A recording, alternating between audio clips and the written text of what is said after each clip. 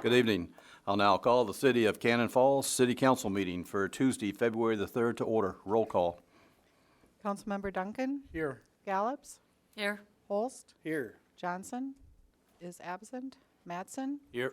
Schoblum? Here. And Mayor Robinson. Here. Would you all please stand for the Pledge of Allegiance? I pledge allegiance to the flag of the United States of America and to the republic for which it stands, one nation, under God, indivisible, with liberty and justice for all. Thank you. Good evening, everyone. Welcome to the City Council meeting on this snowy Tuesday night.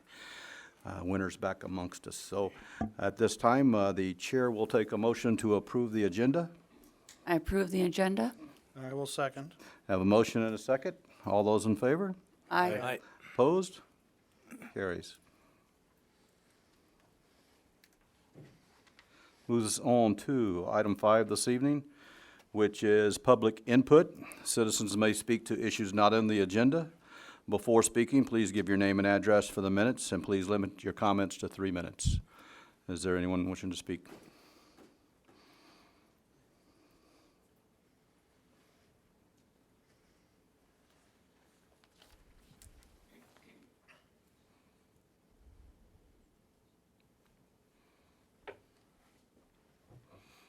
Hi, Rosie.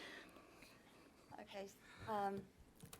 What I thought of this on the way in, that I think you all would kind of interested in this. Triad is a partnership of law enforcement and local citizens, and I think this month you might be interested in it. We're having the commissioner of the Minnesota Department of Commerce and 2 of his deputies coming to talk about fraud and things like that. It's Mike Rothman, and we're pretty excited about it. So February 11th, if you can, it's at 10 o'clock at the Shepherd Center. I think it's kind of cool to have the commissioner come. Thank you. Is anybody else wishing to address the council this evening under public input?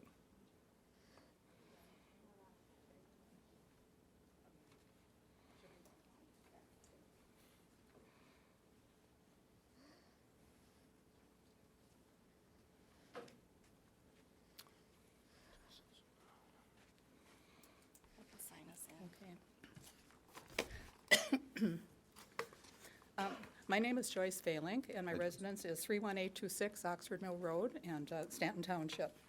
I'm chair of the Safe Cannon Falls Committee. The Safe Cannon Falls Committee would like to present an update to the City Council and Mayor Robinson, along with copies of a petition which to date has over 1,850 signatures, the majority of whom are Cannon Falls residents. The committee has reviewed the safety report online. As safety is a major concern, we hope to learn more about the numbers. Excuse me. We look forward to hearing the presentation and finding out more about the study, along with the next steps in the process. We would like to reserve most of our questions and ask for an opportunity to ask them after the study has been presented. Although we have asked MnDOT and they ignore our request, we would like to know why MnDOT has allowed Zumbrota and Hampton the courtesy of an exit while not providing Cannon Falls the same privilege. We would also like to know if safety reports were done by MnDOT for the additional Zumbrota and Hampton exits, and if not, why not? And if so, what were the results and what has been the accident ratio since their construction? As there was a fatal accident last July on the frontage road in front of McDonald's, we would like to know if the original project included a safety study to the changes to the frontage road. MnDOT wants to maintain the steady flow of traffic on Highway 52. Yet we note at Highway 52 and 66 in Dakota County, drivers who want to go north on Highway 52 must first turn right from 66 and immediately merge into the left-hand lane of traffic and then U-turn to go northbound. Drivers slow down before entering the U-turn, restricting the flow of traffic. We believe an exit and entrance at Highway 52 and Old 24 in Cannon Falls would have much less of an impact relating to traffic flow than MnDOT's solution at County Road 66. In a recent letter to the city, MnDOT's district engineer for District 6 states, MnDOT cares about the city of Cannon Falls and its citizens, including its economic vitality and quality of life. We believe this is not true, as MnDOT took away the best business access to the city. This has resulted in local businesses struggling to survive. If they fail, it will ultimately impact the city's tax base, resulting in higher taxes to the community as a whole. This would also impact the new Mayo Hospital in Cannon Falls if the city is less than vibrant economically. We have been fortunate to receive the support of Congressman John Klein, and we're providing a copy of the letter to the council Congressman Klein wrote to MnDOT Commissioner Zell on our behalf. Klein suggested we ask for letters of support from the city, county, and community groups, and we are therefore requesting a letter of support from the council. We are also in the process of collecting impact statements from South End businesses, many of whom have lost 25 to 75% of their customers and had to lay off and/or cut back employee hours. It is our goal to present the letters of support along with the petitions and impact statements to the governor. Excuse me. We would like, along with the petitions and we would like you to know that we are not overlooking safety aspects, as safety is and should be top priority. We are only asking for what other communities such as Zumbrota and Hampton have received from MnDOT. We believe any further construction should not be at the expense of the city of Cannon Falls, and we have requested a meeting with Senator Tim Kelly of our district to ask for funding through the bonding bill at the legislative level. We believe the location of the new intersection built by MnDOT did not take into consideration the best interests of Cannon Falls and the Cannon Falls business community. We are concerned about our empty storefronts downtown and hope the Grow Cannon Falls Committee will encourage business interest to the city. We believe reopening access at Old Highway 24 and 52 will bring back lost highway business, which is needed to support new business and to sustain existing businesses. Thank you. And I'm not a public speaker. You did good. Oh. We did bring with us, I think you did find the letter from Senator Klein? No, I did not Okay, so I did ever have receive copies that. of that for you, and then also a copy of the petition that has now almost 1,800 signatures. Okay. You want to give that to Ron there, please?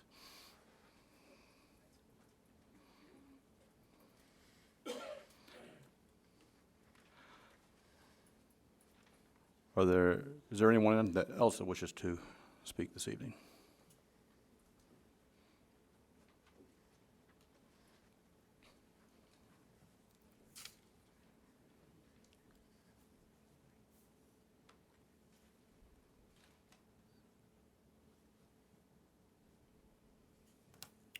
My name is Ray Schoenfelder. My address is 40295 County 8 Boulevard, Zumbrota. I'm the owner of Cannon Power Sports, and since this intersection has been completed, we have had 2 vehicles stolen now because of, we don't know for sure, but we've kept track of when we had snow, we've kept track of what kind of track's been in by our facility, and we have never seen any tracks whenever there was new snow. Typically, before this intersection was done, we'd always see where the police would have came around and did their run. We haven't seen that since. And in the last month, in the last 30 days, we've had 2 vehicles stolen from our property now. One where they went on the backside through the woods because now it's not lit back there or anything. They pulled back there, and then they've actually driven the vehicle through the woods to go to actually get the vehicle out of there. We've done a lot of, at our expense, we put fencing and everything there, but now it looks like we're gonna have to fence the back end of it. But I'm just wondering, what is the police's role? And then also the maintenance on our streets is terrible now. We've got workers that have come in, and the streets aren't even plowed yet.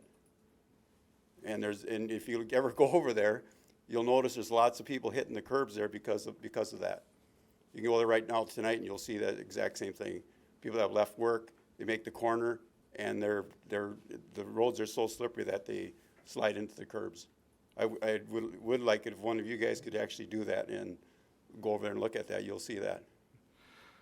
Tom, who's plowing over there? Are you talking the frontage road? The frontage road and the road, there's a county road, the one in the back, and then you cut off, or you turn off of that county road to both.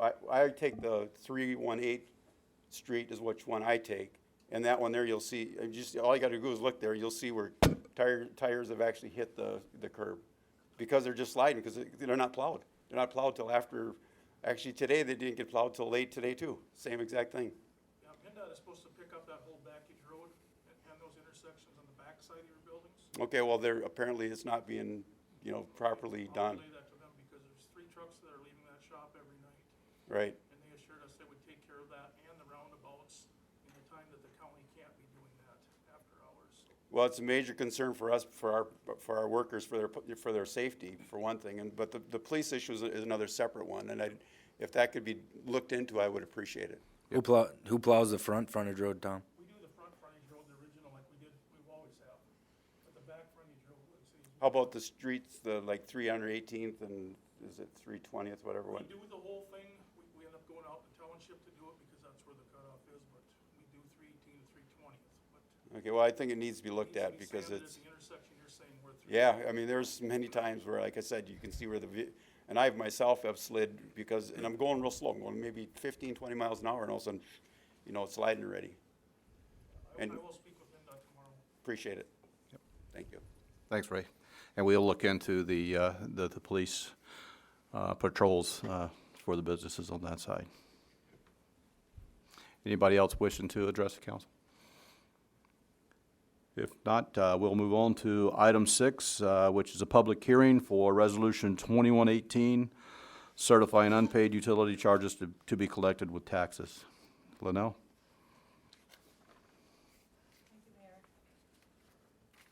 Sorry, thank you, Mayor. Tonight, you have the public hearing for the proposed assessment certification for unpaid utility charges. This is done quarterly throughout the year. This is the first one for 2015. These that are adopted tonight, if they remain unpaid, will go on the 2016 property taxes. So the opportunity is for the residents tonight to speak with regard to these unpaid bills. Okay. And looks like it's pretty close to the same as what we've been seeing as far as unpaid at this point. At this time, we will open up the public hearing. Is there anyone wishing to address the council under the public hearing for the unpaid water bills?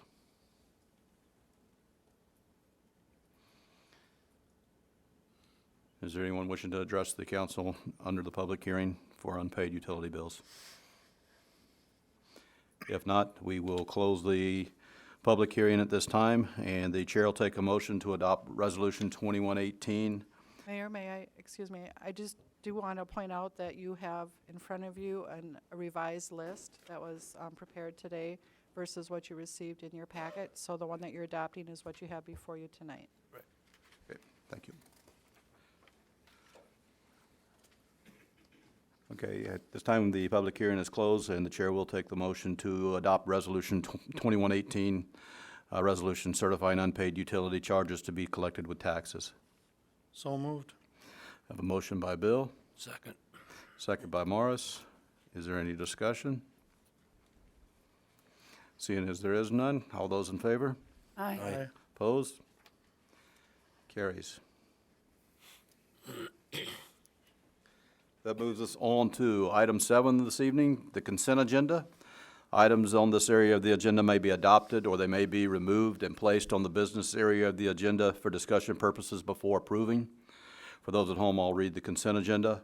Item A is the just and correct claims for accounting period ending December the 31st, 2014. Item B is the just and correct claims for accounting period ending January the 30th, 2015. Item C are the meeting minutes for the January 20th, 2015 City Council meeting. Item D is approve pay request number 2, final for the 318th Street project. And item E is the purchase of a 2015 utility truck. Are there any items anybody wishes to bring off of the consent agenda? Seeing as there are none, the chair will take a motion to approve the consent agenda as submitted. I approve. Second. Have a motion by Kathy, second by Bill. Any discussion? All those in favor? Aye. Opposed? Consent agenda carries. This time we'll move on to council business under item 8 on the agenda this evening, which is the Trunk Highway Access Safety Study. And Ron? Thank you, Mayor and members of the City Council. As you're aware, the council, along with MnDOT, commissioned a study back in 14. SEH was the engineer, consulting engineer, to do a safety access study at the intersection of 52 and former 24. Tom Surwhitey is the Chief Project Engineer for SEH. Tom is here tonight. He will do a PowerPoint for you, and then Mike Schwain and Jeff Valamek are here from MnDOT, and however they fit into there is also in your packet a letter from MnDOT from Mr. Valamek, kind of regarding the report that was done by SEH. So I will turn the meeting over to Tom for a presentation.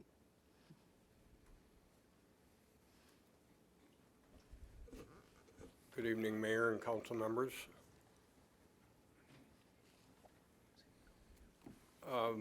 As Mr. Johnson said, my name is Tom Surwhitey with SEH, and we conducted the 52 access safety study, the purpose of which was to evaluate safety implications of adding a right-in, right-out on Highway 52.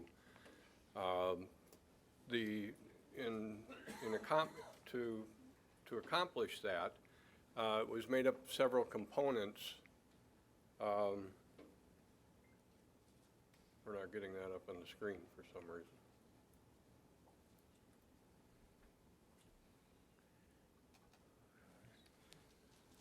Mike just had that up. So. Yeah. Mike, are you there in the back? Could you come up and do some tech support for us? That's my home page.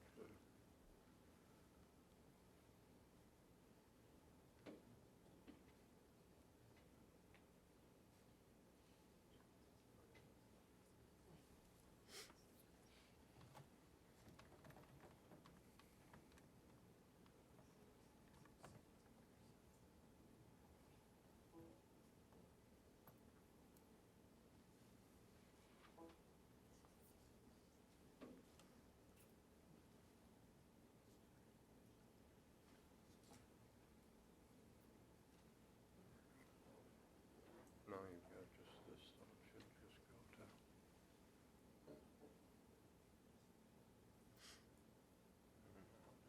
Can you maximize it? Sure.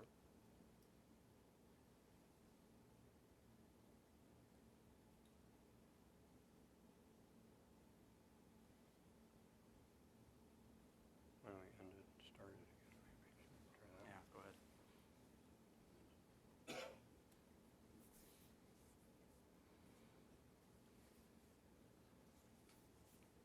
There we go. Okay, sorry about that. So the purpose was to evaluate the safety implications of potential right-in, right-out onto and off of Highway 52. To do that, there were several portions, actually four parts to the study. First, starting off with traffic forecasts, then safety analysis, then the development of concepts as to, excuse me, what a right-in, right-out might look like, and then traffic operational analysis.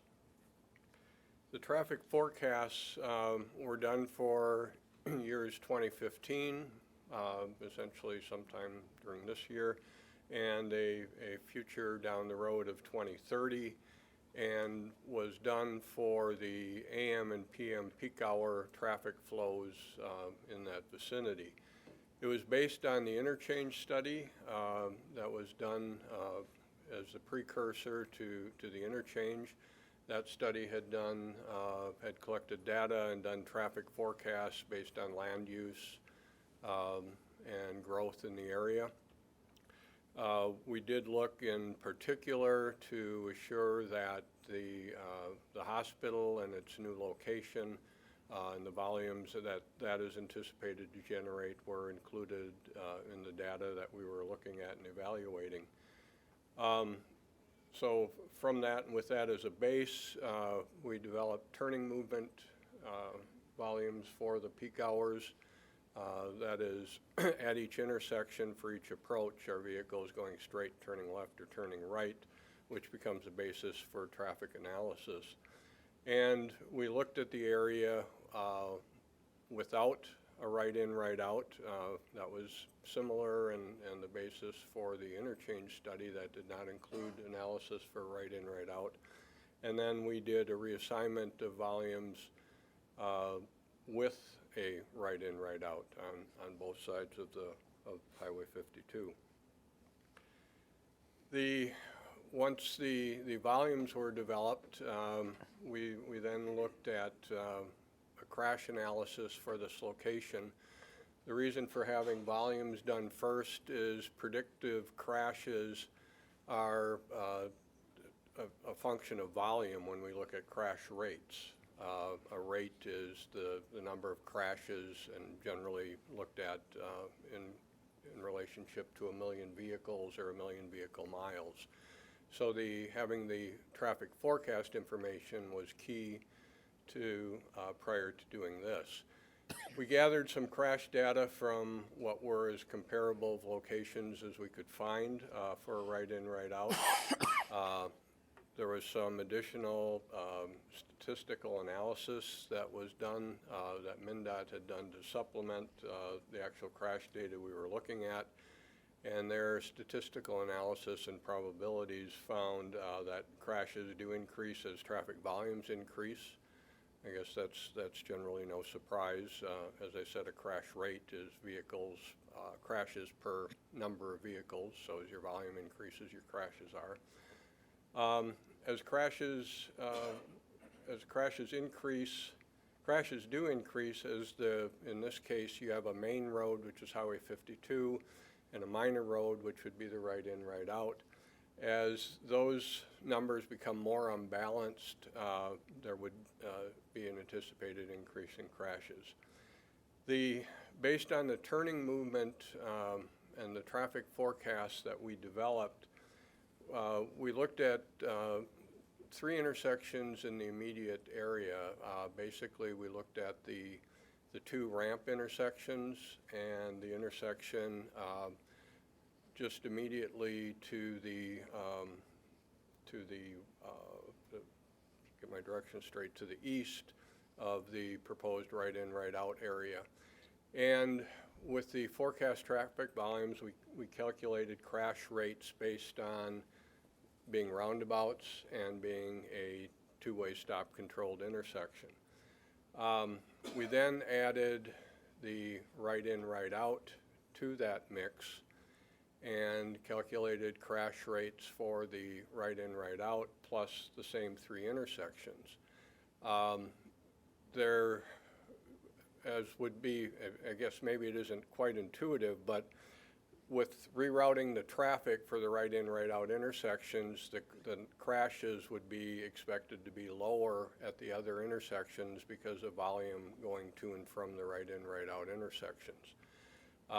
What we did find was our estimates were that the right-in, right-out would increase crashes by about 1.5 crashes per year at that location. Which would be a 25% increase for the immediate area of those 3 intersections plus the right-in, right-out. And of concern at this location is that the crashes that would occur, the new ones at the right-in, right-out, would likely be more severe due to the speeds involved on 52. We then did develop 4 concepts. One is shown here. I guess I think everybody's fairly familiar with what a right-in, right-out looks like. It's shown with lane tapers and what have you on the bottom, and then in the upper left is an inset of a closer look at what the right-in, right-out would be. Several things we did find here in developing that.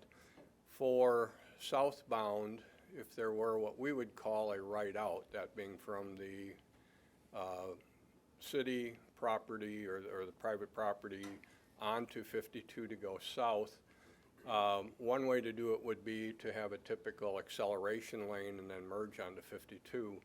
Our recommendation, if it is pursued at that point, is that it not be an acceleration lane, it be a continuous lane to the interchange exit, just because of that proximity. It's too close to try to accelerate traffic, merge it on and then have the conflict with other people merging off what we'd call an auxiliary lane.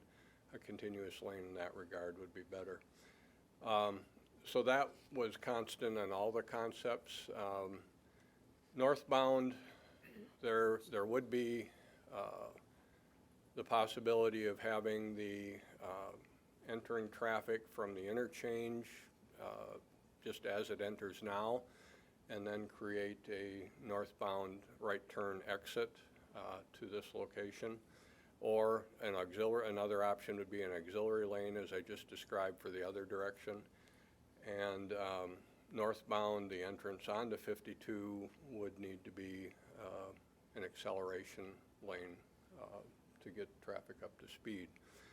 Some of the concerns and some of the issue I'll talk about in operational analysis is with an interchange as an exit, you have you can drive along at freeway or expressway speeds, and you can hit that exit or use that exit at the full speed you're going.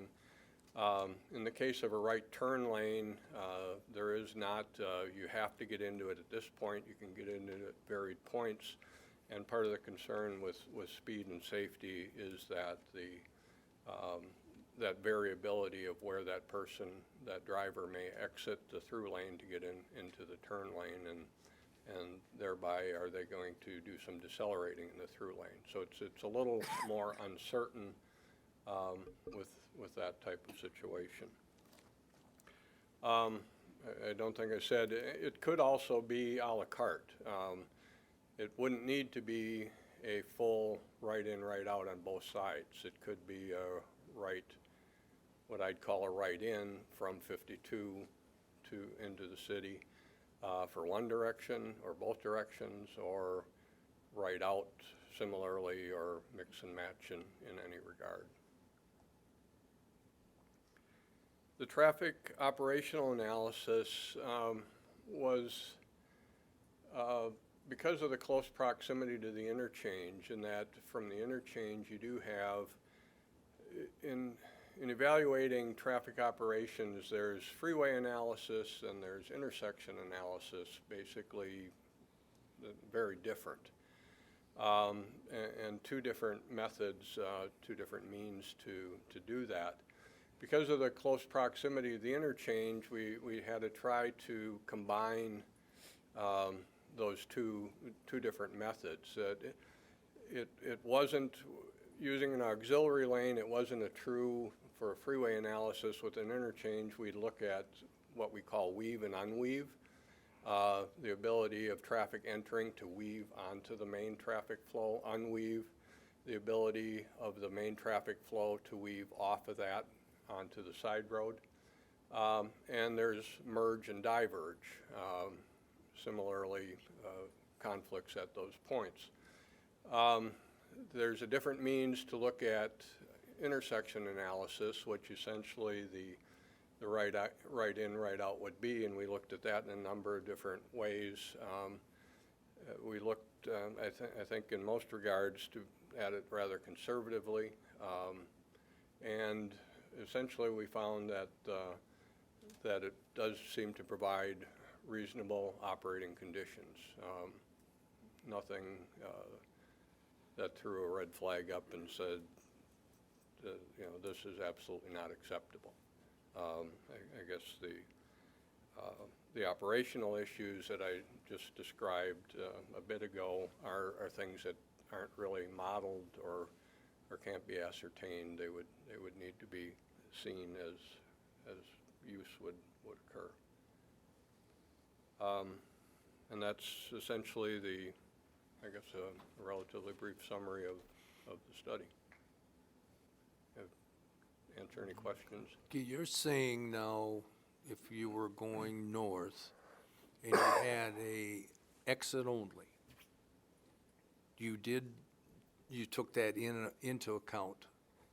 I know you said because of deceleration and that, but how far is it from the interchange to where they would start decelerating, I mean, some other people. I mean, what's the state calling for in distance or whatever?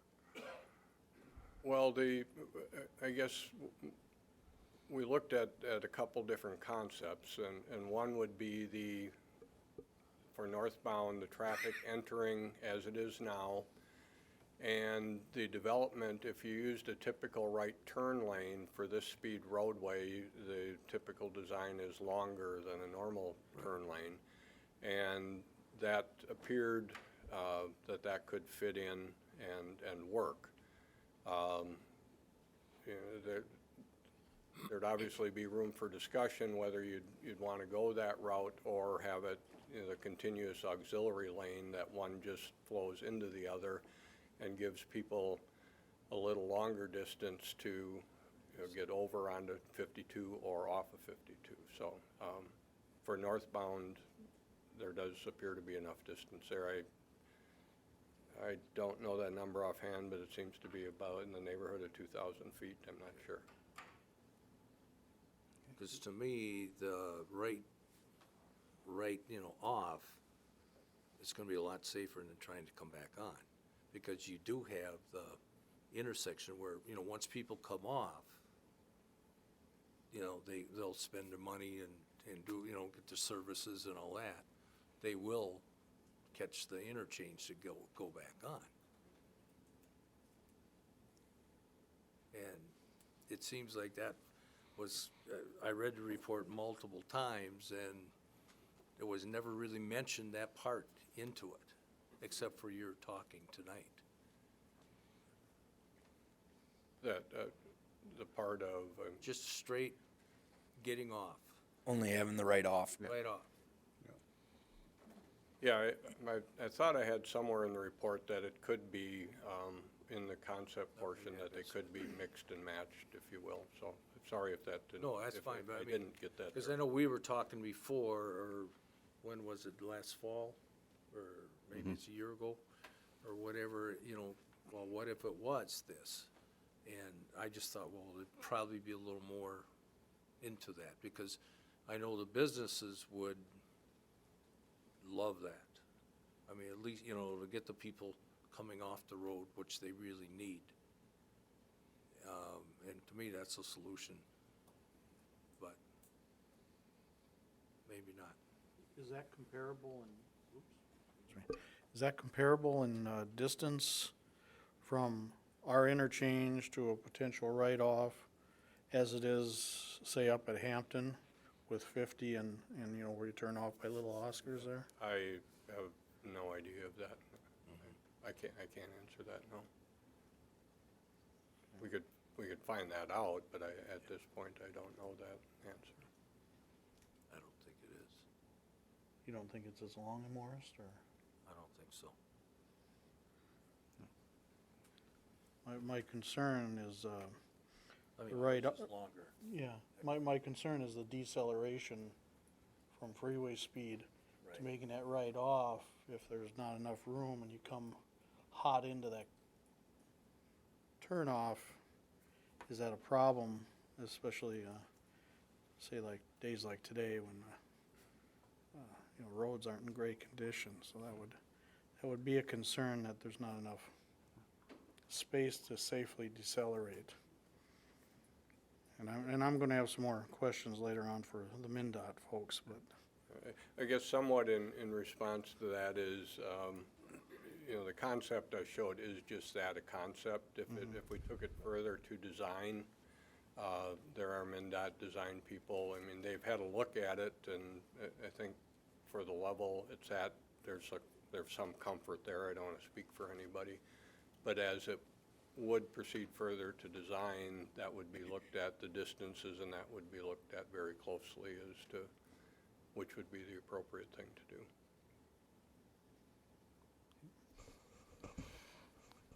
Any other questions?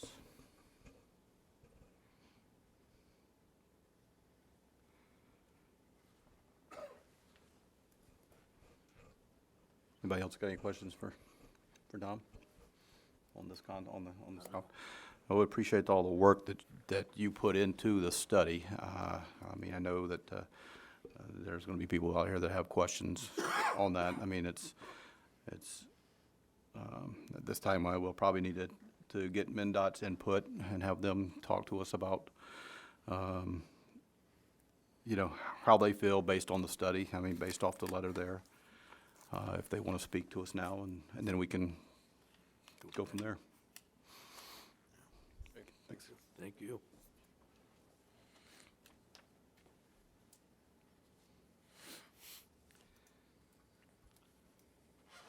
Jeff, do you want to be the spokesman? Yep. Thank you. Good evening, Mayor and Councilman. I think, you know, we met with city staff and with Tom as he presented this in January, the traffic safety study. And at that meeting, there was a number of questions generated, and Ron asked me to answer some of those questions and how the city may or may not move forward and what next steps might be. And I think I laid that out pretty well in a letter as best I could based on what we think the next steps might be, because it's be very unusual for us to move forward in opening an access up to a freeway that we just closed. So it's an unusual process, but then we'd have to certainly engage FHWA in that process, being their you know, we have a stewardship agreement with them in managing this highway system. So I think I've laid out those questions in that process, and a list of other considerations the city should take into account besides the traffic study if they want to move forward with the project. I don't intend on going through those in detail because I think you have all that in your packet. So, but I'm here to answer any questions. And as I said in the letter, the traffic study didn't change our position. We still don't support opening up an access at this location. So does that mean that you would oppose if the council wanted to go that direction? If the council chooses to do that, we won't support it, but we would help you navigate whatever it takes. Now, whether you would be successful or not, I can't say. And in doing this, I mean, it would be at the city's expense starting from ground zero with Correct. the impact studies and the environmental studies that would have to be done Right. at this time.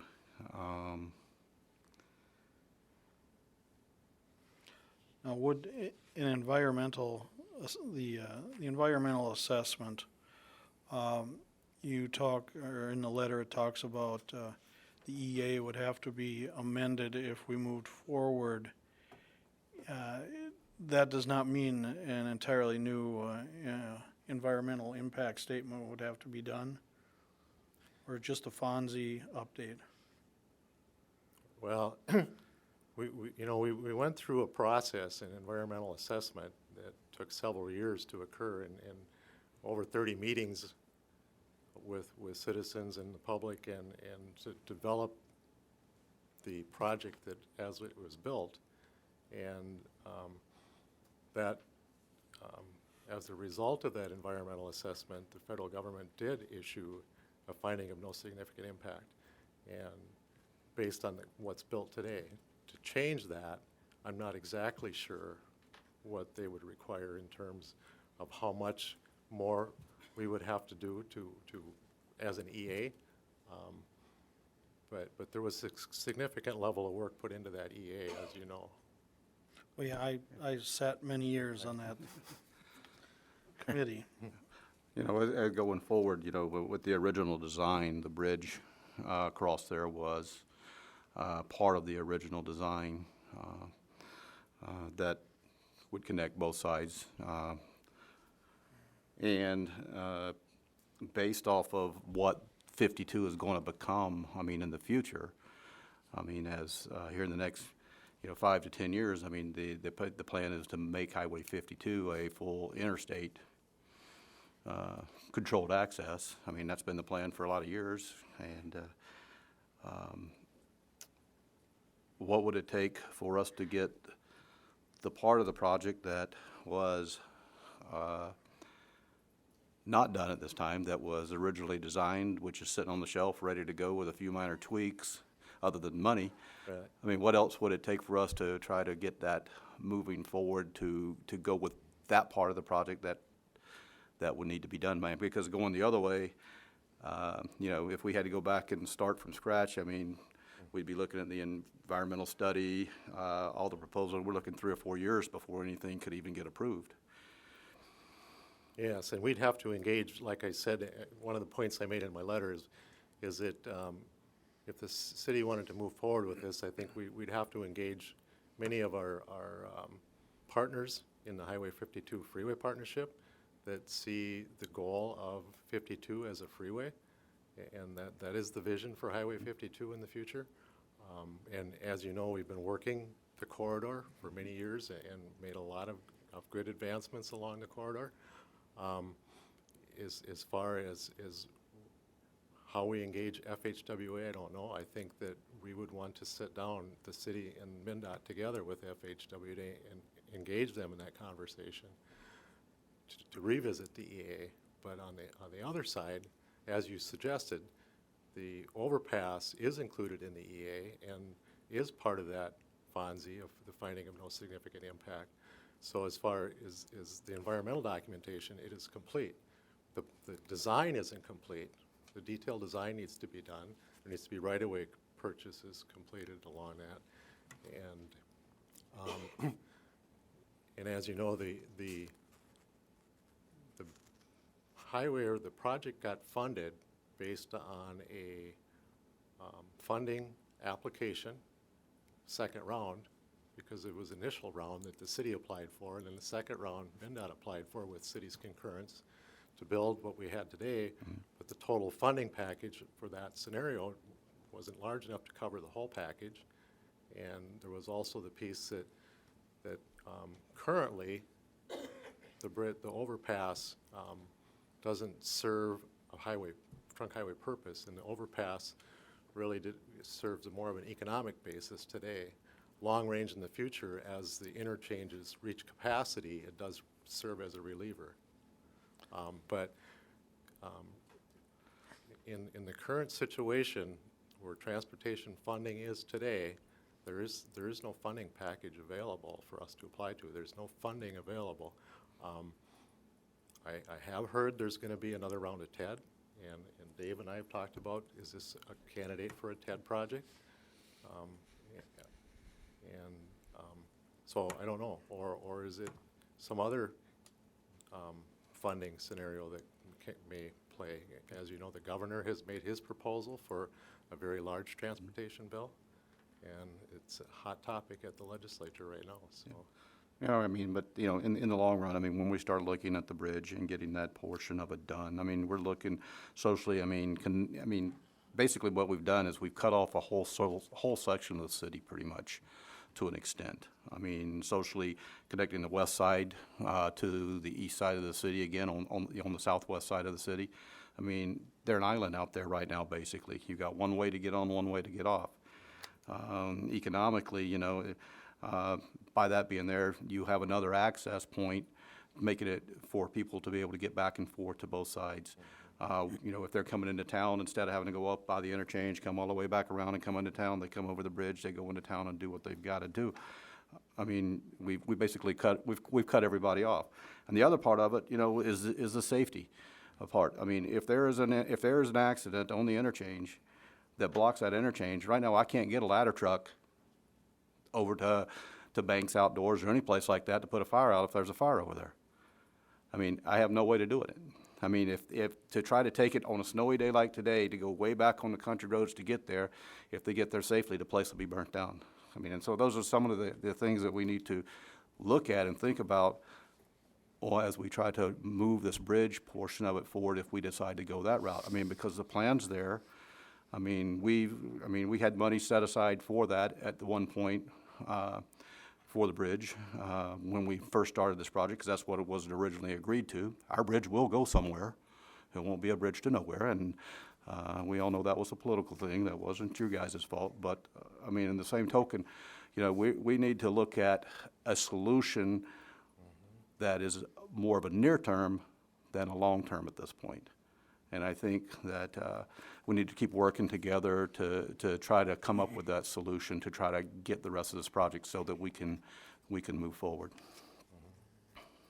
Well, as a district engineer, I would be much more inclined to support moving forward with completing the project as it was initially defined in the EA than I would in changing the EA to open up a right-in, right-out. And I think you'll find that support from the rest of the partners along the freeway partnership as well, because it still shows up as a need when you look at the freeway partnerships brochure. Phase 2 of this project, it still shows as a need.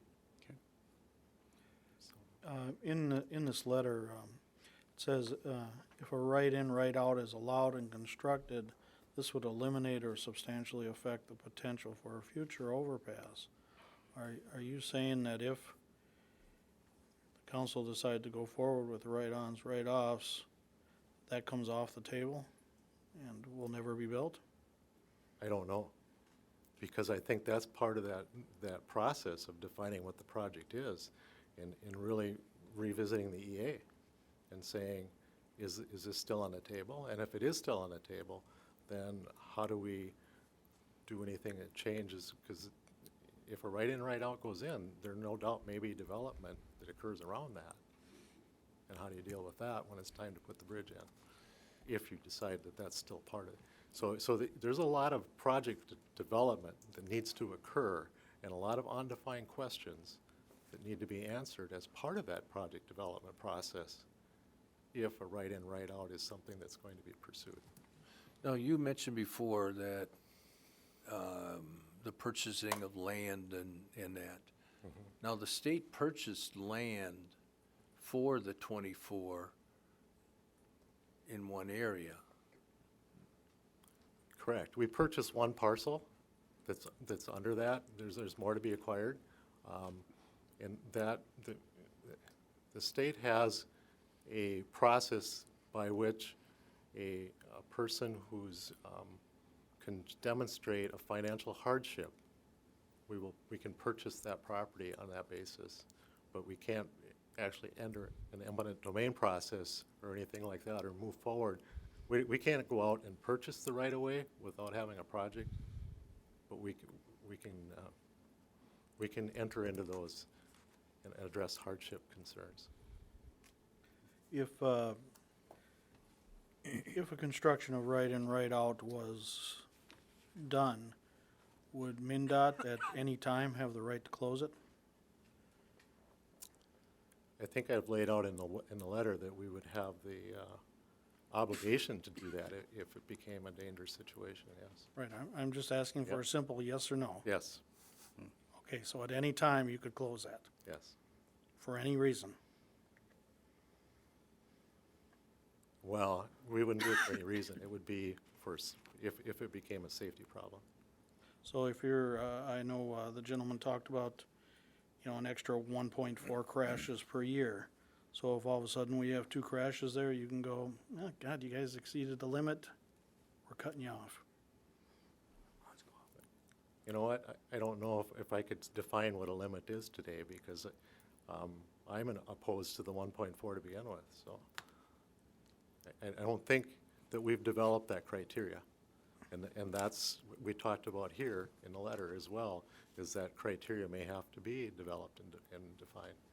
Well, and that would be the issue, is contractually, would MnDOT look at saying, we'll take our chances and here we'll guarantee we're gonna keep it open for 15 years. Because we all know the 52 corridor as a full-blown highway will not be finished quite in that time period. We wouldn't put a guarantee on it, no. Okay.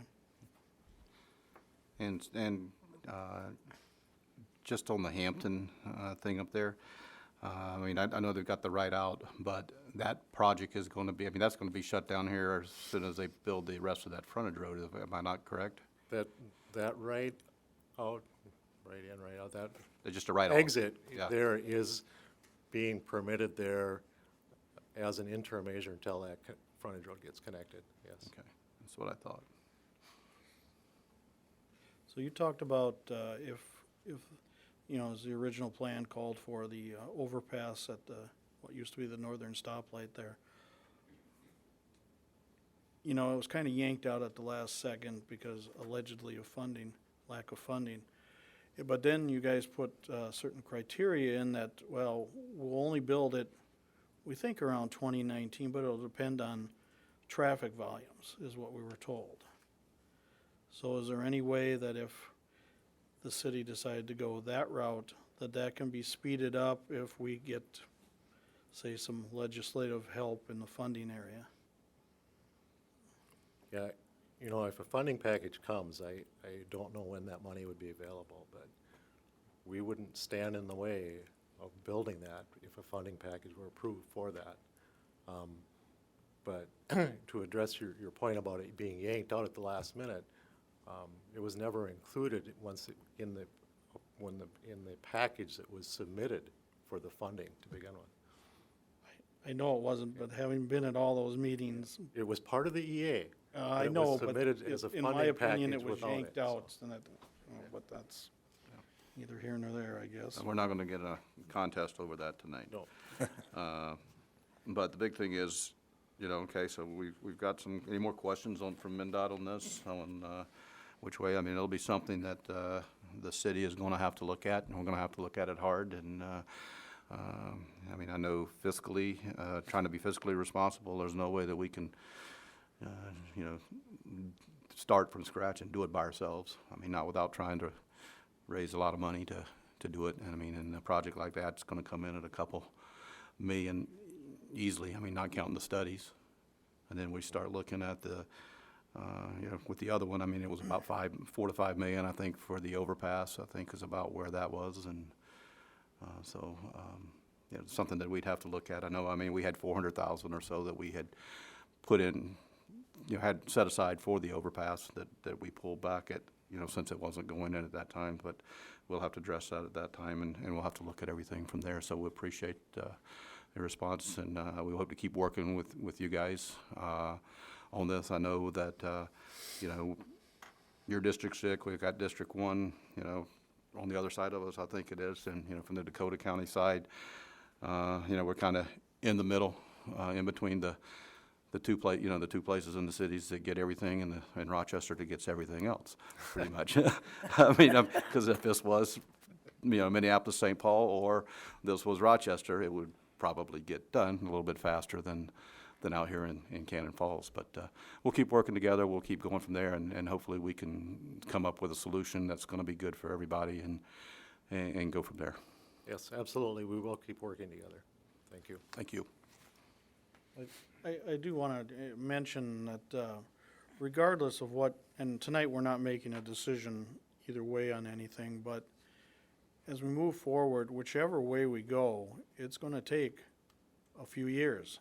And people have to understand this could be a 2 to 4 year time frame that we're looking at, where what's existing now is what you're going to deal with over that time frame. So I need you folks to understand that is going to be the way it's going to be, regardless of which way we go, because there will be different problems with each scenario that we would address.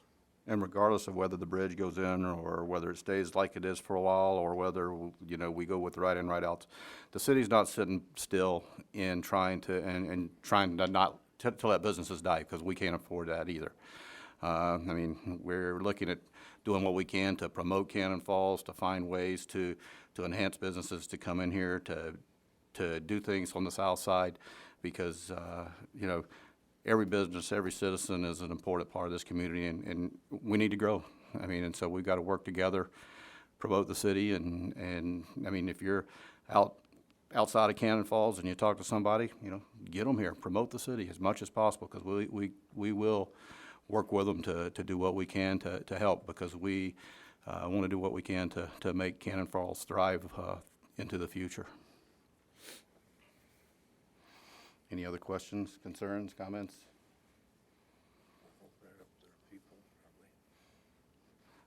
Well, is there anybody else would like to speak? I don't know, I mean, I guess,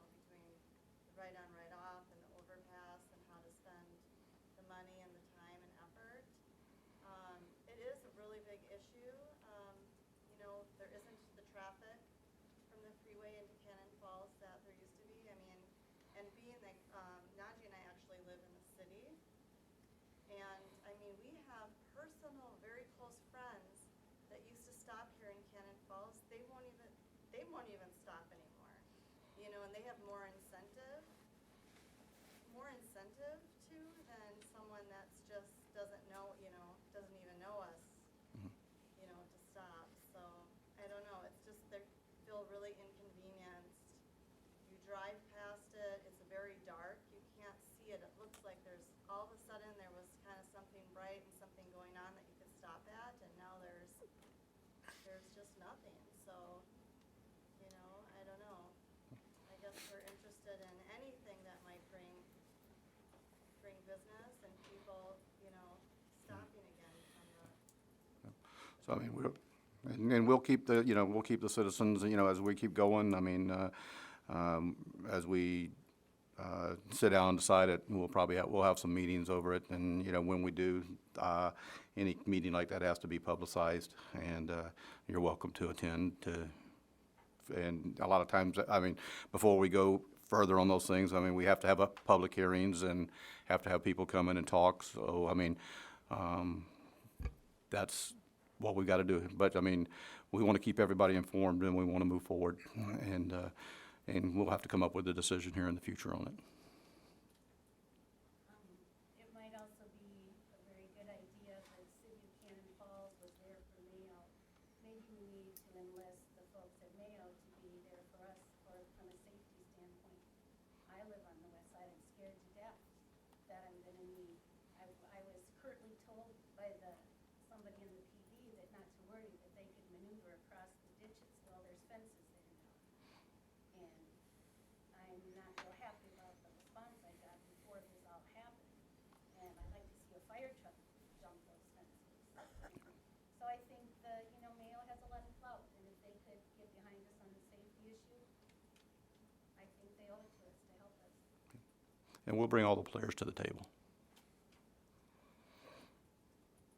I know that you're real tired of hearing from business people saying that we need help, we're hurting. I own Subway, we are down at least 4,000 a week. Okay. So $16,000 a month down, you could take that. Could you take that pay cut? We're not gonna be able to last 2 to 4 years. And then I hear this, I was invited to be an investor in a business, which I cannot do because I decided not to be. But that the city of Cannon Falls is just wanting to grow so bad that they're giving grants and changing the pathway and changing an alley, and it's like, where are you guys for us? Save, or grow Cannon Falls when you can't even save Cannon Falls. It's just, when you sit at your business for 3 hours, and you've got 3 people working, and that whole time, you've had 2 customers, that can't go on, it's gonna die. And if anybody asked me, would you build anything in Cannon Falls again? My answer right now would be heck no. And I'm so confused from the beginning to now, of all the stages, of everything going on, changes. I don't know what's happening. I didn't know about this meeting until one of my workers told me about it today. How is word getting out? I don't know. I mean, this is a city council meeting. I mean, and it was in the Beacon that we were having a city council meeting tonight. It's posted every month. We have to post when we're having our meetings. I mean, that's a requirement by state law. Okay, but so every council meeting you're gonna be discussing the highway? Not everyone. I mean, but we'll have other meetings besides that. And when we do, I mean, we'll post it and try to let businesses know what's going on. We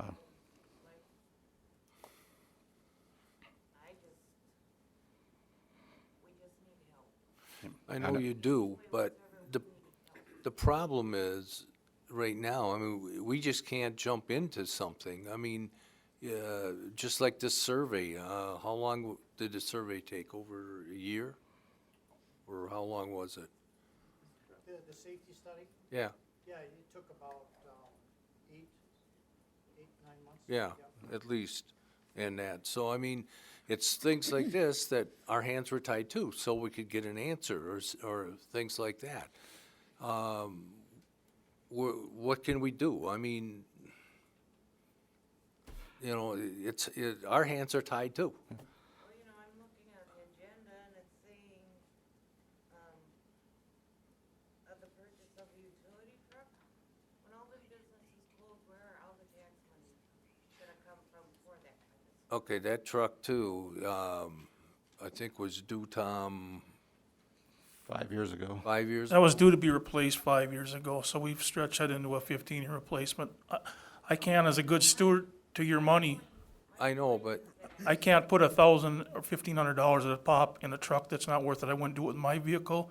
I won't do it with your vehicle, and that's where we're at. Well, and my point being that if you lose businesses, you're gonna lose so much tax money, it'll be a lot longer before you can do that. Because the money just won't be. Officer Jill will not be able to get paid. How are we gonna pay her? But that's why we're working, and that's why we're working. I mean, the road is not the only problem that we have here. That is a problem, but there's other issues that we've got to work through. The dust is still settling from all this. We just got the safety study back. So we're gonna have to sit down, sift through all this, and come up with a direction. And it's gonna take working with the businesses, working with our citizens, and working with the staff here that do a great job, working with MnDOT, working with the county, working with Federal Highway, and with Mayo and everybody to try to get a handle on what's going on, get our action plan together. Rome wasn't built in a day, and it's gonna take time. And that's unfortunately what we're gonna have to do, is it's gonna take a little time. And I know you guys are struggling down there. But, I mean, we'll keep working hard and seeing what we can do to help. We can't promise anything, but we're gonna keep working to do what we can do to help you guys and help the city. I noticed, ma'am, you were concerned about communication and not finding out, talk with, it's Joyce, right? They have a group that's concentrating on this issue. Maybe you two can meet up, exchange emails, whatever it is, and that'll help in addition to what we as a city post for meetings. I guess what I'm curious about, you're saying nothing will be done in a 2 to 4 year time period. How many of those businesses do you think will be there? And I can only imagine all those dark buildings as you're driving south from the main street. I mean, it's gonna be a ghost town. How, if they can't survive now, how are they gonna survive from 2 to 4 years? The thing is tell me how we could do it. I mean, it isn't. Anything you touch, it's 6 months, a year, just to get started, to do things. We don't like this. I'll tell you right now, that was one of my big things, is south. We need to do something out there. I've said that all along. And But how are you gonna grow Cannon Falls the way things it's tough. are now? It's tough. She's right. Who's gonna come in here? What- I'd be interested to know that. Get him up to the microphone. Yep. And I grew up in Okay. Cannon Falls. I grew up, I like the. Yep. It's not getting picked up. I love the town. Okay, so we're gonna have to have you come up to the microphone so people can hear what you're saying. I think I pretty much got my point across. Okay. Paul, do you wanna come up? Just that we need help.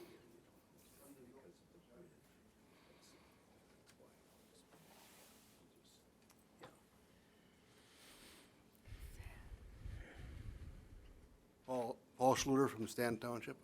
I was just wondering how much it would cost to put in and outs, and what's the next step? It sounds like you talk about having meetings and not doing anything, and it seems like MnDOT is against it, but how do you get approval to go ahead and do, at least having turn-offs and or have turn-offs and turn out back in again, but It's still an unknown. We don't know what the cost would be at this point without, shouldn't be that, without the design and everything else. I mean, we're talking $3-4 million.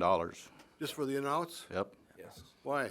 Because of the impact studies and the purchase of some property and the cost of doing the Well, project. there isn't that much property, the property is already, was already bought, was it just? Not all of it, was it? No, it wasn't. That piece of property. They're not talking about the bridge across the, No. that's, that, but you had the access already there, and should be public property right now. The access has been taken away there. I mean, those were dug out. Who owns that property? The state.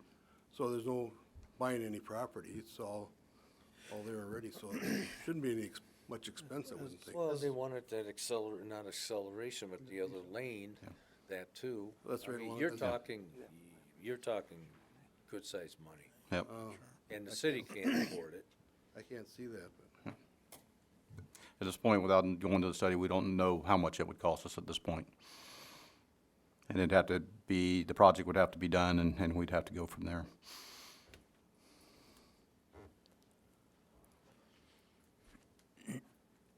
Ray Schoenfelder. I just have a question as far as, do you guys gonna have a timetable then? Because I understand you guys, I totally understand your predicament, what you guys have got, but is there gonna be a timetable that we can expect from you as far as on this, at least options as far as bridge across, in and outs? Are we gonna see that in a timely manner, or is it gonna take how long is it gonna take you guys to figure out which way it's gonna go? That's what I would like to know. Because I mean, we can keep bouncing it from one to another, next thing you know, nothing gets done. So is it possible at least to get a timetable and then options, different ways of doing it, and then at least get that down to where we can at least start looking now at plans once that gets. No, we once that gets done. just, like everyone else, it's just been in the last few days that we've seen this study, so we have to digest it, and then I would assume at a future meeting, we would have to decide if we want the city engineering firm to do some pricing out of potential options. And that would only be for the write-ons, write-offs. The overpass, that's a whole different ballgame, and that's more or less getting money for that. And whether Right, but the I'm just asking legislative- as far as a timetable, like where, or who's gonna head it, or who's gonna, be the project, if you wanna call it project manager on that part of it, so we at least have like you said, we're here in 3 to 4 years, but, if somebody takes it to task, that that's their responsibility to start that, to get it so that we know the next step, because if we don't have that roadmap made, we're never gonna get there, so we need to put those things in place, and that's all I'm asking is can we get a task force that would happen, where we have the timetable of this option or this option, and then that way we can, then we can proceed then. Otherwise, we're gonna just keep on talking and nothing's gonna get accomplished. Ron, did you have something? Yeah, and I think, Ray, as far as the whole process goes, whatever that may involve, there could be, council could decide, just as was perhaps suggested earlier, is doing one write-in or write-out. There's so many different combinations of write-ins and write-outs with the information that's been presented. If council decides that it's worth spending dollars on, they would have to incur expenses with the design, authorize SEH to do the design for whatever it is, whatever Right, and option I they decide to understand do. that, but we're not even there yet. We don't even know which direction we're going. No, and it And might be. that's what I'm trying to get, and it- I'm trying to get that figured out so that, okay, we have some ideas at least as far as it's gonna cost us approximately this much, but let's at least go to let's at least narrow it down that, okay, this is something that maybe is affordable, or who can, if it's jointly paid by, let's say, state, federal, or city, county, whatever, but at least get it down to there so we can at least look at that, and right now, none of that's on the table right now. We've got all these options, but we don't know which way to go right now. And that's all I'm looking at, is just, can we look at it, get a timetable down for, at these options and proceed that way, so we at least keep the ball moving instead of waiting for the next council meeting, waiting for this, waiting for that. Yeah. So And I that's think- all I'm asking. I think, and I most certainly would never speak for the council, but I think the decisions they have in front of them is whether to spend money on any design for any combination of write-ins, write-outs, or make the decision, no.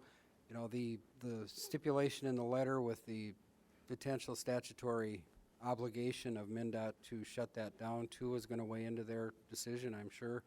I mean, there's a lot of There is, and thought that's why I think processes.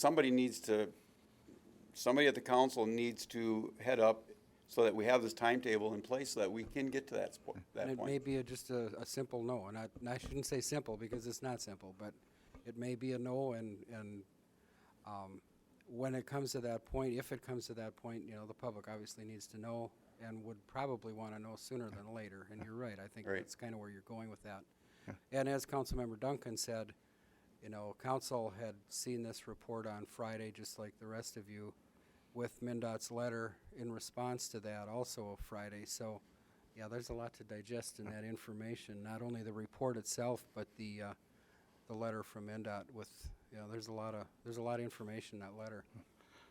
And trust me, I mean, the ball's rolling now. I mean, we're gonna have to, we're sitting down, I mean, we just got it, we gotta digest it. I know I'll be talking with Ron, we may do a meeting, Special meeting. special meeting just to talk about this.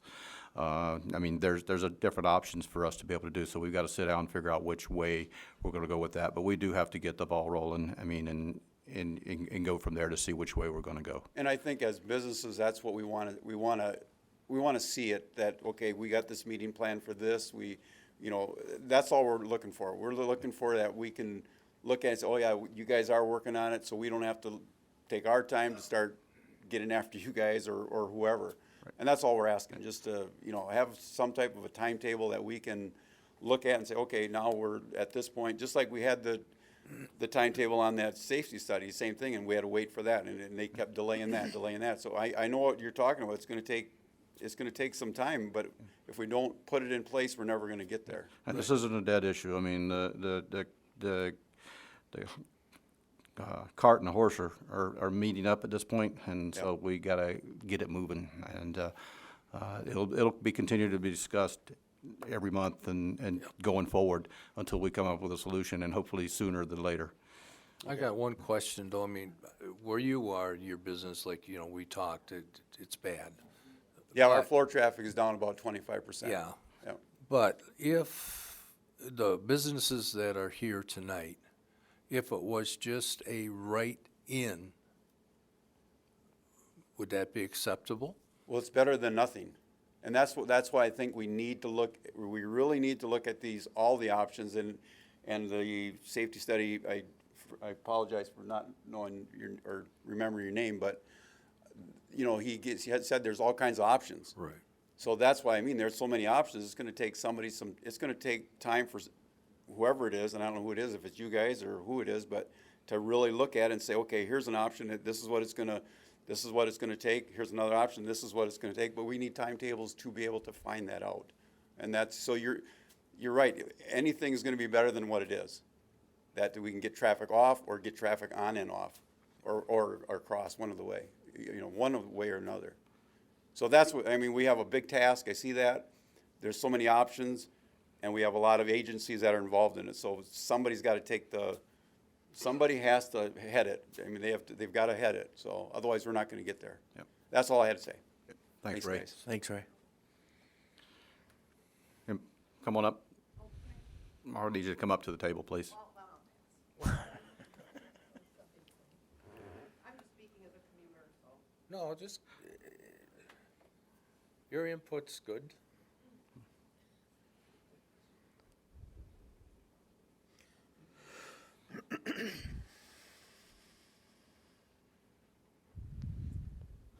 I'm Patricia Oates. I'm a commuter, and before the interchange, used to stop 2 or 3 times a week at the local businesses on the south side of town. I honestly can't afford the time anymore. Don't stop at all. I think we're talking about long-range solutions here. One of the things I think that could help get traffic off of 52 into town is, I know MnDOT has said they've done signage. It's not adequate. If I was a stranger when I'm coming into town, I would be so confused I wouldn't be able to find any of the businesses. And I've stopped many, many times to help strangers to town figure out where they're going. The other thing is when you're coming into town on the frontage road on the east side, if you were a stranger to town, it's so dark, you would just feel like you were lost. So I think as an interim measures, additional signage would be helpful. And the lighting on that new frontage road should come all the way down the hill into town. So that's something that could be an interim solution that might help people out. I know it would help me when I'm coming into town in the dark. So, a couple of appreciate it. simple fixes. Thanks. Thanks. Yeah, Ron? And the lighting was addressed earlier too, or was questioned, and just an update for folks here is that staff met with Excel last week, and we've got kind of an anomaly on the west side of the highway because the backage road, if that's what it's called, is actually served by Goodhue County Co-op Electric. They're not willing right now to extend service from, they said about 1,500 feet is what the length of service would be that they would need to serve just a handful of streetlights. They're not interested. I spoke with Excel, and they will be working with Goodhue County Co-op Electric, and I think the Co-op Electric will be working with Excel to allow the infringement, if that's what you're going to call it, into their service territory, but they have to have an administrative agreement through the PUC, and they are going to work towards that direction. So that would, then the lighting on the backage road side would be solved. The east side of the highway, XL is also going to be taking a look at that because we did point out that it's, we've had several complaints about the darkness on the east side too, on the south end. And that's in their service territory, so they will be looking at that, and we would expect to see something at strategic locations sometime this late winter or spring anyway. We'll lighten it up. Actually, I wanted to talk to MnDOT too, and you guys, so that's why I'm here. And Patricia, you stole everything that I was going to say, and so therefore I want to back you up on that. What an immediate thing could be done, I believe, is for some creative signage. I mean, I'm talking Disneyland, okay? Disney World, whatever. But get those folks so they can feel comfortable coming off of the highway, get them back on the highway again, and have them see, so they can get right to the businesses. So, creative signage. We can do this.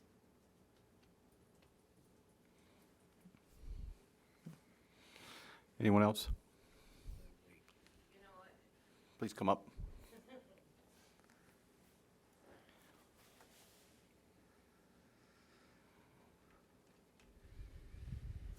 You know, everybody said that MnDOT did such a great job with the signage and all that. We had to pay for all that, and we pay monthly for it. It wasn't MnDOT did. Yes, they did do it, but we paid for it, and we continue to pay for it. And how much longer can we continue to pay for it when we have no business? And to put more signs up is gonna cost us more money. I don't know, but if any of you have ever priced out even a billboard, but that can be $900 to $1,000 a month. Yep. And like I said, we're down 4,000 a week. That's a lot of $5 subs. Yeah. And you can get more signage, and I think that's a good idea, but it's not MnDOT doing us any favors because we're paying for it. You pay big time to get the logo first, and then you pay monthly. So I appreciate that MnDOT did do that because down by Zambroda, you can't have any logoed blue signs on 52. Okay. They've used up their allotment. But it is confusing for me, and I go from Zambroda to north of Cannon Falls several times, and I'm still confused. Well, that's like a normal day I'm confused, but but I'm more confused going through the roundabouts. Thanks. Thank you. And we'll continue to look into that part of it. And, simple fixes are what we're gonna have to start out with and keep working to try to get the final solution to that, and it'll take working together to do that. Anybody else at this time?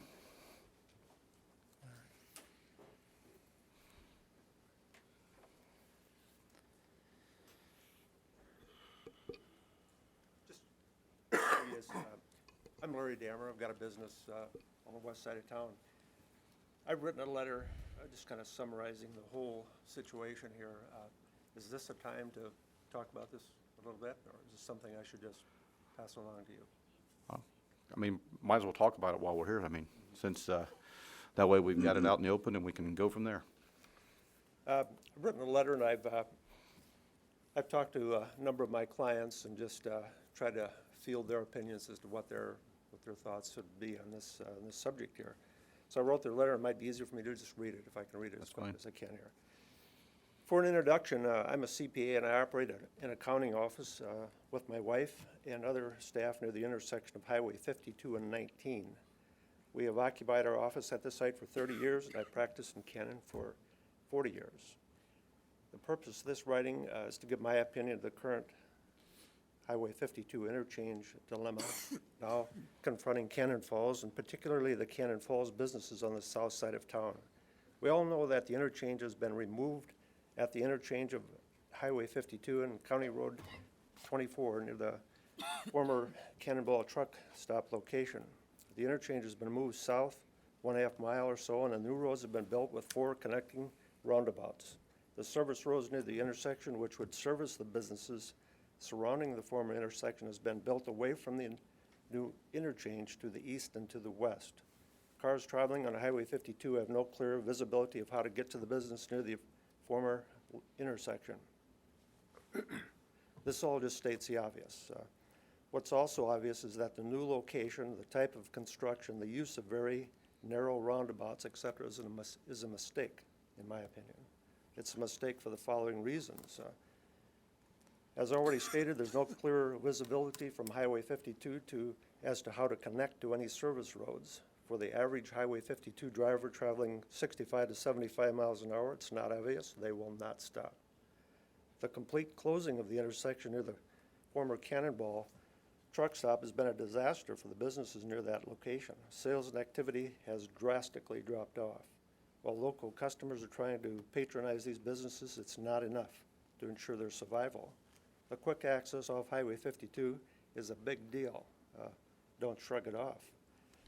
The new intersection uses 4 roundabouts to steer traffic in the area. The use of roundabouts in this area has been met with vastly underrated frustration of all who attempt to use them, in particularly drivers new to the area. Semi-truck delivery drivers, senior and not so senior drivers, and in general drivers who are just in a hurry to get where they're going, are frustrated with the design. The normal semi-truck will not fit in the lanes without jumping the curbing to make the turn. All this is well known and observed every day at that location. I've spoken with young professional people working at Rochester who commute to the Twin Cities. How to get to McDonald's or the Super America station was not obvious to them. In the quick-moving world of today, the commuters are simply not going to take the time to learn the new pattern. Besides, it requires backtracking for a mile to get to the services. It's just not going to happen. I'm really curious as to how an engineering department with the highway department would not understand what a blow this would be to the businesses now shut off from easy access from the highway.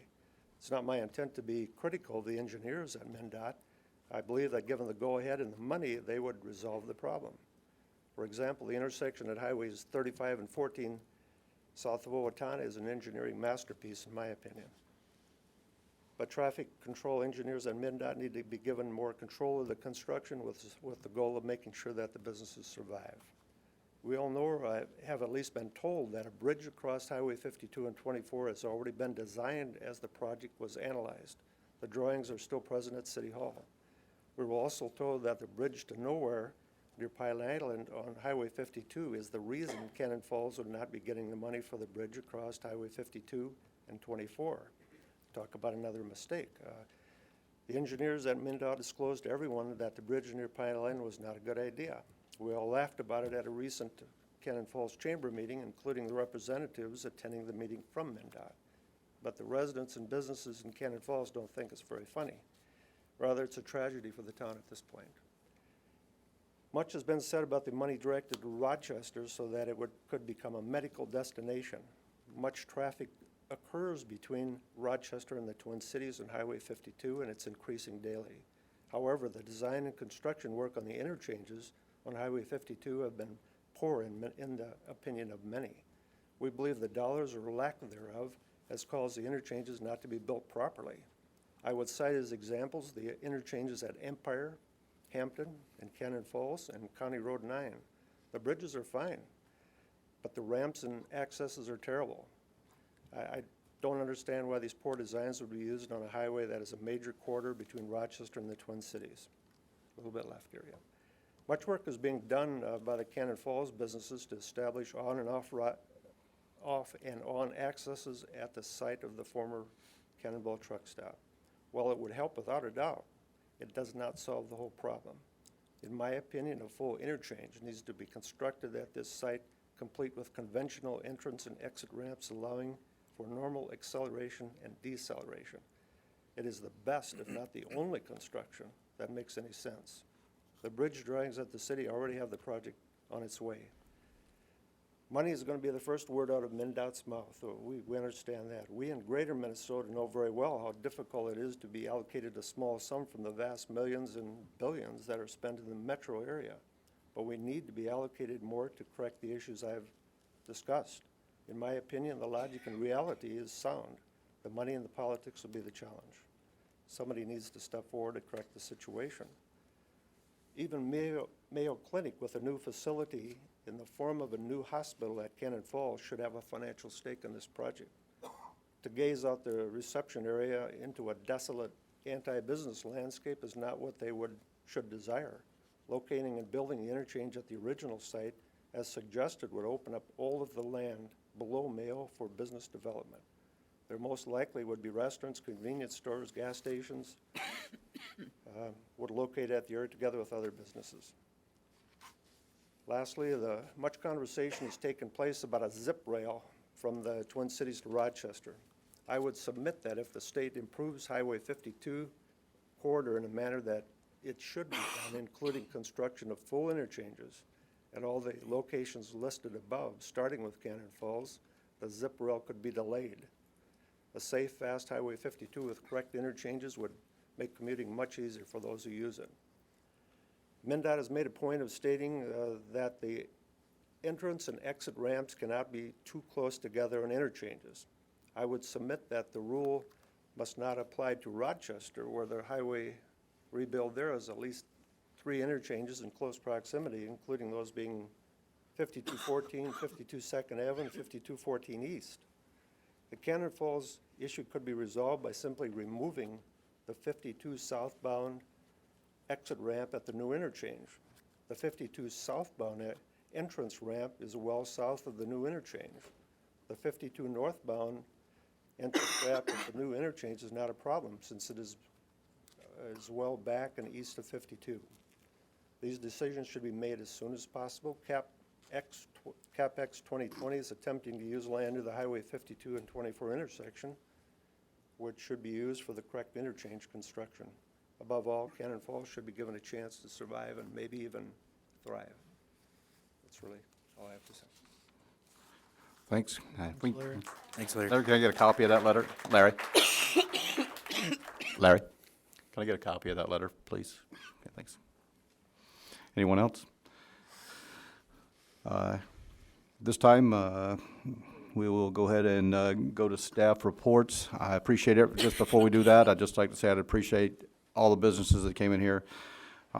We've heard you. I mean, we've heard before. I know the state's heard from you. I know when we had the first round of signatures, I had it taken up to sent up to the commissioner's office. I ran into the commissioner when they did the opening for the County 952, and he said, thanks for the stack on my desk. So, I mean, I know it's getting to the commissioner, and he's well aware of what's going on, and we'll keep working with them to address this situation. I mean, what we've got is here to stay at this point with the interchange, and we can work with the small issues around that and go from there.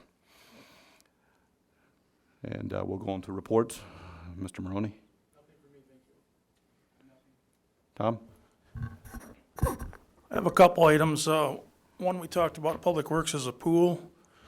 We are still exploring options. What those options look like, we don't know. Is it a remodel? Is it, it's finding the the right design right now, what we're gonna do, when we're gonna do it, what the timeline is. So we've been discussing with Burbach Aquatic and R.A. Morton what our options are, and as Ron has talked to, maybe we have to get together as a committee, kind of decide where we headed down with the pool, when and where. The other items we brought up were the Amesbury Pond. That's been an issue. It's been on the CIP for a few years, but then there was no monies attached to it. It was just a placeholder, was what it was. So it is on the future for replacement or to get some repairs done on it, but at this point in time, it will not be anything done on it. The crosswalk, we'll bring those on to further information meetings. Crosswalk on Highway 19, John Birch lighting, some things we discussed today, and I guess that's all I have right now. As far as the water temps, we've had some concern. Well, we went out some of the places that froze last year. We found their water temperatures were between 45 and 51 degrees, which is good. The 38 degrees is our when we start getting concerned. And right now, there's not that much frost in the ground, but we will continue to monitor those sites and let the public know if we feel there's a time they have to run their water. What I brushed over the pool will be open next year just as planned, so I just want to make sure you get that out there too. Thanks, Tom. Jill, do you have anything? I just want to let everyone know that I did take a note about Cannon Power Sports, and I'll be passing the information on to the chief so he can address it. Okay, thank you. I have nothing. Nothing. No, Tom covered everything we did in Public Works, so we're good. I'm good. Did anything get addressed with that manhole or whatever covered down the city parking lot? Yeah, that was moved off there by the snowplow, and it's just a matter of getting, it was covered up now. It's a little opening is what it was, and they're gonna repair it when the weather's warmer, but it's covered up now. All right.